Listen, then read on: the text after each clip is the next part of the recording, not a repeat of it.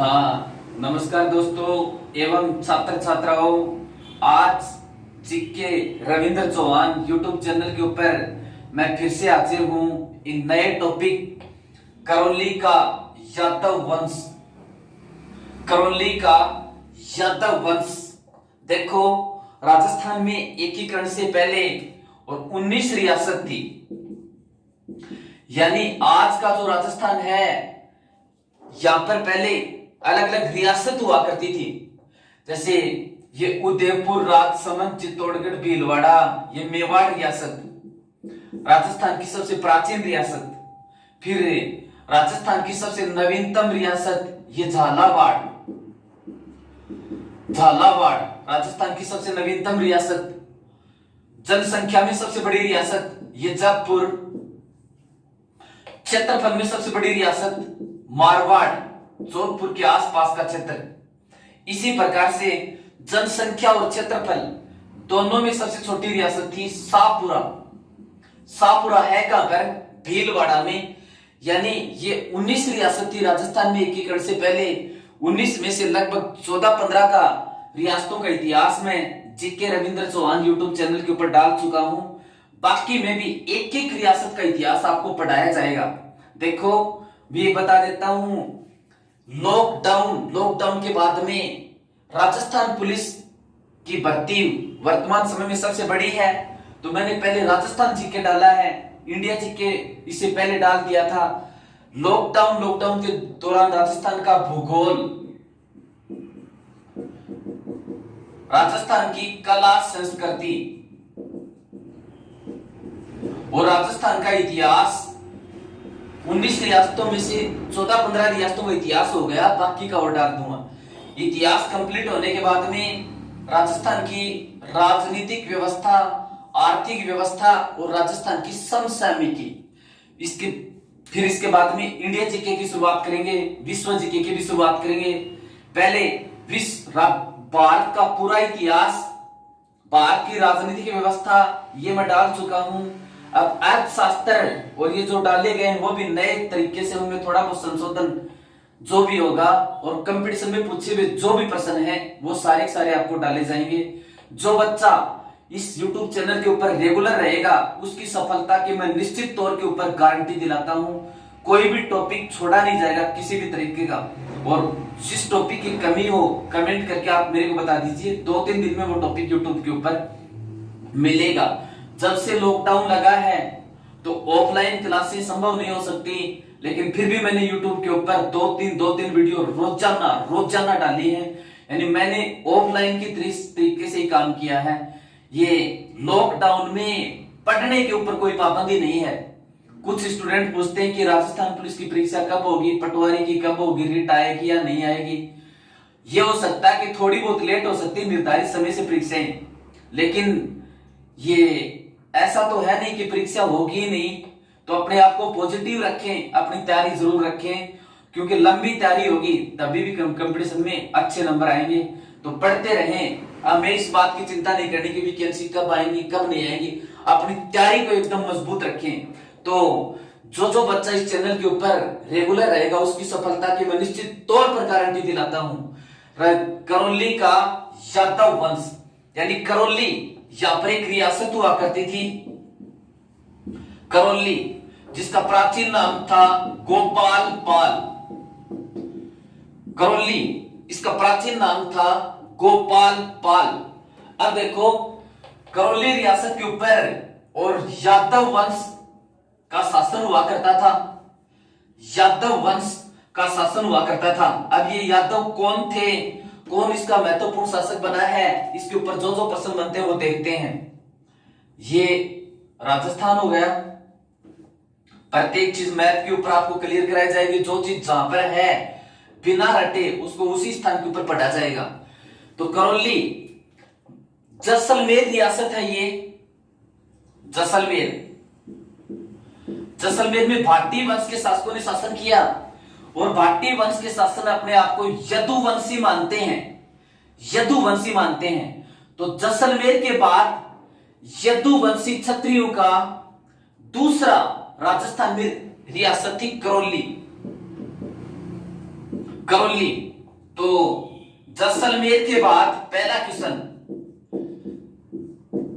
जैसलमेर के बाद राजस्थान में, जैसलमेर के बाद राजस्थान में यदुवंशी क्षत्रियों का,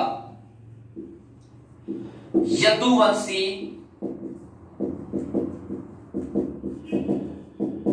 क्षत्रियों का दूसरा स्थान या दूसरा राज्य कौन सा था? करौली। जैसलमेर के बाद यदुवंशी क्षत्रियों का राजस्थान के अंदर दूसरा क्षेत्र है, कौन सा था? करौली। और करौली के शासक अपने आप के पीछे पाल लगाते हैं, सिंह नहीं लगाते। ये पाल लगाते हैं करौली के शासक, अपने नाम के बाद में सिंह नहीं लगाते, क्योंकि सिंह का मतलब है शेर, और शेर होता है मांसाहारी, मांसाहारी। तो ये नहीं लगाते, सिंह नहीं लगाते, ये पाल लगाते हैं। पाल का मतलब गायों को पालने वाला, तो कृष्ण के वंशज मानते हैं अपने आप को, ये पालने वाला, अपने नाम के पीछे पाल लगाते हैं। अब देखो ये जो करौली है ये किस क्षेत्र में था? इसका कुछ भाग यहां पर मत्स्य महाजनपद में था। करौली का कुछ भाग मत्स्य महाजनपद के अंदर, और ये कुछ भाग ये सूरसेन महाजनपद है, कुछ भाग सूरसेन के अंतर्गत आता था। तो करौली का कुछ भाग तो मत्स्य महाजनपद के अंतर्गत आता था, और करौली का कुछ भाग सूरसेन महाजनपद के अंतर्गत आता था। अब ये महाजनपद क्या है? 6ठी शताब्दी ईसा पूर्व है, यानी महात्मा बुद्ध के जन्म के समय भारत 16 राज्यों में बटा हुआ था, और प्रत्येक राज्य क्या कहलाता था? महाजनपद। महाजनपद, प्रत्येक भाग महाजनपद कहलाता था।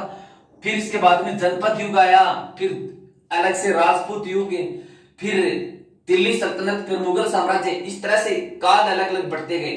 तो ये जो करौली रियासत का क्षेत्र है, ये कुछ भाग तो इसका मत्स्य महाजनपद के अंतर्गत है, कुछ सूरसेन महाजनपद के अंतर्गत आता था। अब देखो करौली में के शासक ये अपने आप को कृष्ण का वंशज मानते हैं, अपने आप को कृष्ण का वंशज मानते हैं। कौन? करौली के यादव वंश के शासक अपने आप को कृष्ण का और वंशज मानते हैं। कौन? करौली के यादव वंश के शासक। अब देखो इसके बाद में ये जो करौली है, करौली में यादव वंश का संस्थापक कौन माना जाता है? तो संस्थापक माना जाता है विजयपाल। करौली में यादव वंश का संस्थापक कौन माना जाता है? विजयपाल। इसने 1040 ईस्वी सन में करौली के अंदर यादव वंश की स्थापना की थी। तो करौली में यादव वंश का संस्थापक कौन हो गया? विजयपाल। विजयपाल विजयपाल ने करौली में यादव वंश की स्थापना कब की थी? 1040 ईस्वी सन के अंदर की थी। इसने और क्या किया? ये मथुरा जो उत्तर प्रदेश के अंदर पड़ता है, मथुरा जो उत्तर प्रदेश के अंदर पड़ता है, मथुरा से अपनी राजधानी हटा दी और मथुरा से राजधानी बनाई बयाना। बयाना, और बयाना कहां पर पड़ता है? भरतपुर के अंदर। फिर से सुन लीजिए, करौली के यादव वंश का संस्थापक कौन था?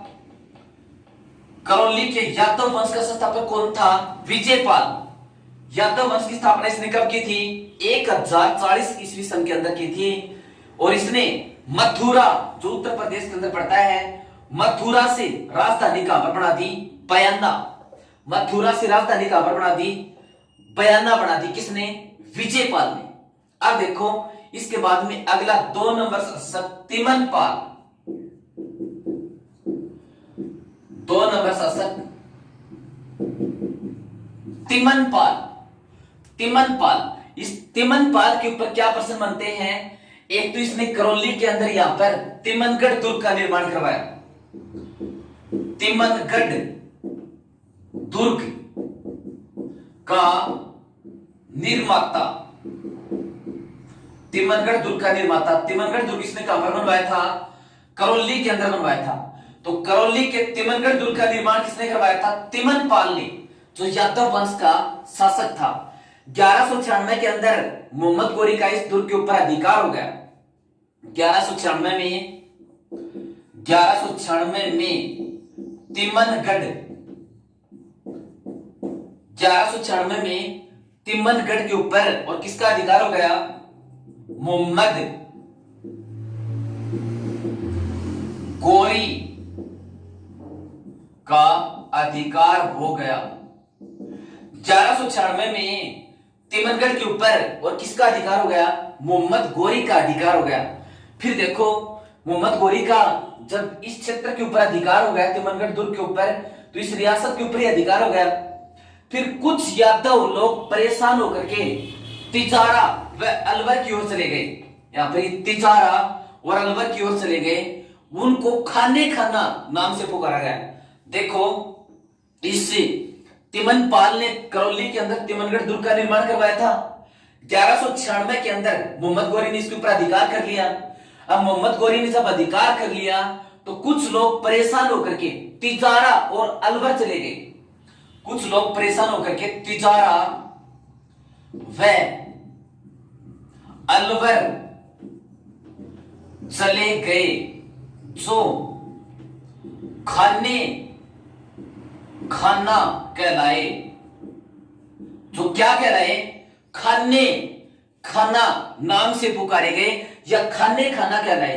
तो खाने खाना कौन कहलाए? करौली से जो लोग तिजारा और अलवर की ओर चले गए थे, उनको खाने खाना नाम से पुकारा गया। फिर देखो, इसके बाद में अर्जुन पाल, तीसरा शासक अर्जुन पाल। अर्जुन पाल, इसके ऊपर क्या प्रश्न बनते हैं? इसने 1327 के अंदर तिमनगढ़ को मुसलमानों से फिर से छीन लिया और फिर से यादव वंश की वहां पर स्थापना की अधिकार किया। तो तिमनगढ़ के ऊपर 1196 में और मोहम्मद गोरी ने अधिकार कर लिया था। इस तिमनगढ़ को अर्जुन पाल ने फिर से प्राप्त कर लिया। 1327 में तिमनगढ़ पुनः प्राप्त,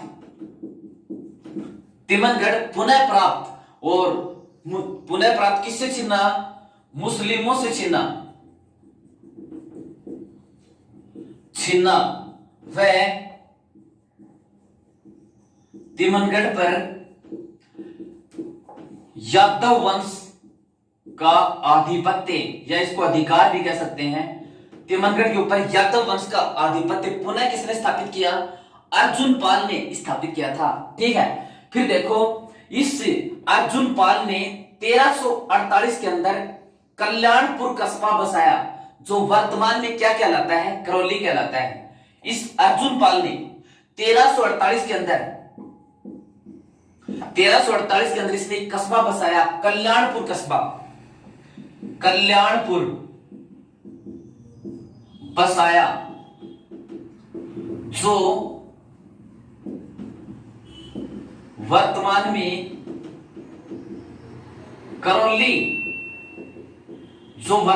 करौली कहलाता है। तो इस अर्जुन पाल ने 1327 के अंदर तिमनगढ़ दुर्ग को मुसलमानों से फिर से छीन लिया और इसने मुस्लिमों से छीना व तिमनगढ़ पर यादव वंश का आधिपत्य स्थापित किया। इसने एक कस्बा बसाया, कल्याणपुर नामक कस्बा बसाया। ये कल्याणपुर वर्तमान में क्या कहलाता है? करौली कहलाता है। कल्याणपुर किसने बसाया था? अर्जुन पाल ने। और ये वर्तमान में क्या कहलाता है? करौली कहलाता है। फिर देखो, इसके बाद में अगला शासक बनता है करौली के यादव वंश का। अगला शासक है हरवक्स पाल सिंह। हरवक्स पाल सिंह। हरवक्स पाल सिंह करौली का अगला शासक बनता है। ये हरवक्स पाल सिंह ने क्या किया? ईस्ट इंडिया कंपनी से संधि कर ली। और ईस्ट इंडिया कंपनी से संधि इसने कब की थी? 15 नवंबर 1817। 15 नवंबर 1817 को ईस्ट इंडिया कंपनी से संधि कर ली। तो ईस्ट इंडिया कंपनी से संधि करने वाला करौली का शासक कौन था? हरबख्श पाल सिंह। 15 नवंबर 1817 को कर ली थी। इसके ऊपर सबसे इंपॉर्टेंट प्रश्न ये बनता है, ईस्ट इंडिया कंपनी से इससे पहले किसी भी रियासत ने संधि नहीं की थी। प्रश्न ये बनता है, राजस्थान की किस रियासत ने सबसे पहले ईस्ट इंडिया कंपनी से संधि की थी? तो इसका उत्तर क्या होगा? करौली। किस शासक ने की थी? तो इसका उत्तर होगा हरबख्श पाल सिंह। कब की थी? तो इसका उत्तर होगा 15 नवंबर 1817 को। प्रश्न पूछे, ईस्ट इंडिया कंपनी से संधि करने वाली प्रथम रियासत, तो इसका उत्तर क्या होगा? करौली। राजा की बात करें तो क्या होगा? हरबख्श पाल सिंह। और हरबख्श पाल सिंह ने कब की थी? 15 नवंबर 1817 को। 15 नवंबर 1817 को। तो ईस्ट इंडिया कंपनी से संधि करने वाली पहली रियासत करौली। शासक का नाम पूछे तो हरबख्श पाल सिंह और सन पूछे तो 15 नवंबर 1817 को की थी। इस तरह से ये करौली रियासत का इतिहास छोटा सा है। तो करौली में किस वंश के शासकों ने शासन किया? यादव। ये अपने आप को किसका वंशज मानते हैं? कृष्ण का वंशज मानते हैं। अपने नाम के पीछे क्या लगाते हैं? पाल। पाल का मतलब गायों को पालने वाला। करौली के यादव वंश का संस्थापक कौन था? विजयपाल। 1040 ईस्वी सन में। विजयपाल 1040 ईस्वी सन के अंदर, ठीक है। फिर तिमनपाल, जिसने तिमनगढ़ दुर्ग का निर्माण करवाया था। फिर अर्जुनपाल। अर्जुनपाल ने कल्याणपुर नामक कस्बा बसाया और ये कल्याणपुर वर्तमान में क्या कहलाता है? करौली कहलाता है। इस ईस्ट इंडिया कंपनी के साथ संधि करने वाली पहली रियासत करौली।